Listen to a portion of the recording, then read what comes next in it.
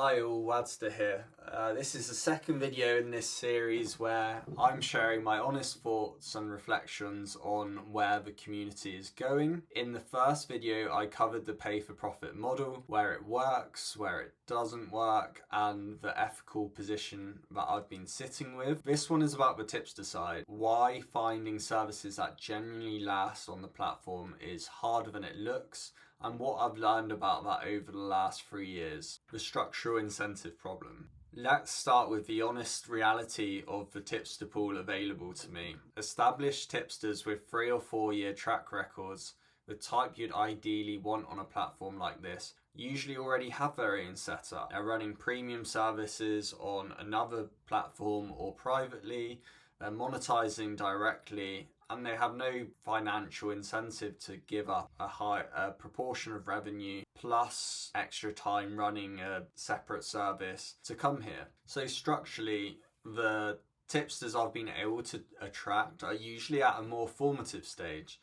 They've got a strong record of maybe a year, but they're still proving themselves. They want the credibility of being on a platform with a serious betting community, and they want the pay-for-profit model for the reasons stated in the last video. Dynamite Darts, to use David's example again, that he wanted to run a tipping service on my platform, having been exposed to the pay-for-profit by following my own bet bot service, and asked if he could join and trusted the model because it aligned with what he wanted. And he has had a 5-6 year record prior to being on the platform. But it is the kind of scenario that just doesn't happen often. Past records aren't the guarantee you'd expect. Here's the shift in my thinking that's been the biggest reset over the past year. I used to think that a strong prior record was always the biggest signal around future profitability. If a tipster had 500, 600 tips over a year with good ROI, it was a good sample to trust, which is why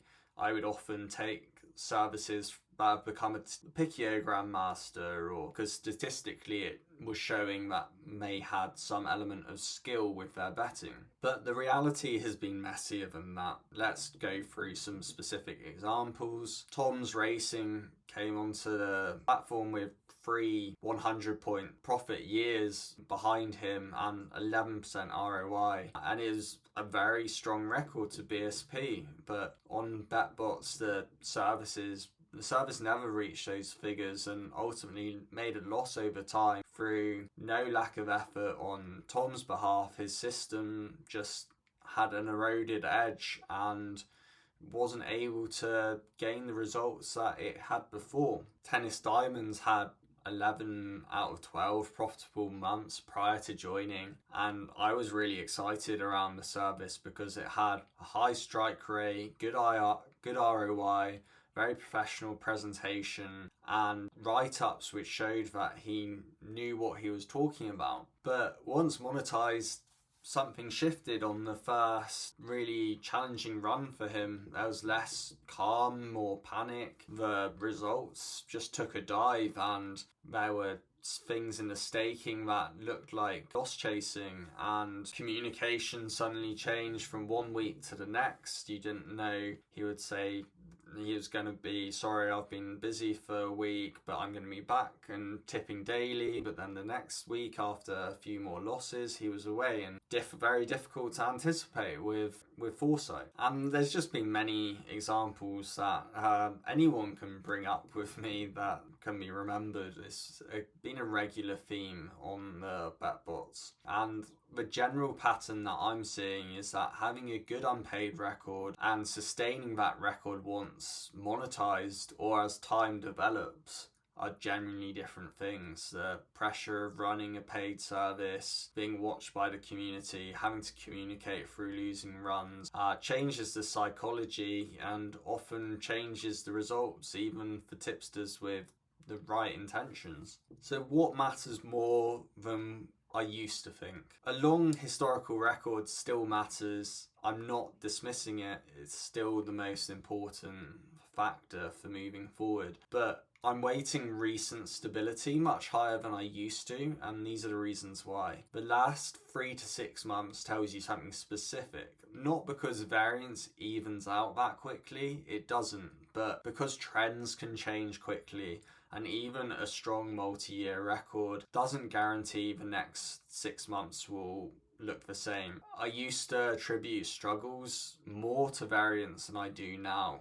Now I factor in edge erosion, personal life difficulties, the market sharpening, the psychological shift of going paid, and the difficulty of getting through a losing period. And these are real factors that just will not show up in the raw numbers. The genuine difficulty is sustaining good results over many years. It's rarer than it looks, and it's not something you can reliably identify from a snapshot from the past. I set up the incubator channel for this reason. It was creating a proving ground where tipsters demonstrate results before being promoted to premium, and already you can see on the incubator that the majority of tracked records being on there hasn't materialized with the results before. So it really goes to show the challenge of finding quality tipsters. So what does this mean moving forward? The practical implication is that I'm going to be significantly more reluctant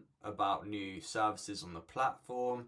I really only want genuinely high potential opportunities where I feel really high conviction on the prospects, and even then there won't be guarantees being made. I'm also reducing the hype in terms of how I talk about services. It's factual rather than promotional from now on, and it's going to be suggesting more about what I'm doing rather than telling people who to sign up for. And if you're a member of the community, I'd really encourage you to do due diligence on any services you're considering, asking tipsters questions directly.